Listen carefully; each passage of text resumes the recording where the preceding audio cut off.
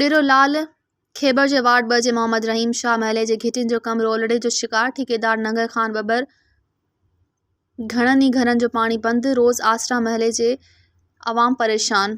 Ward 2 में रहंदड़ रहवासन अब्दुल वाहिद Chauhan media जे अॻियां दाही ॾिजो त हिकु त सालनि खां पोइ स्कीमूं अचनि थियूं, उन्हीअ में बि ठेकेदार करप्शन करे सॼियूं स्कीमूं हड़प करियो था वञनि। जीअं खैबर वार्ड 2 जी स्कीम आई आहे, शुरू में मटीरियल आहे, कुझु ॾींहं कम जी शुरूआत करे हाणे न कम थो थिए, न ई वरी ठेकेदार नंगर खान बबर थो अचे।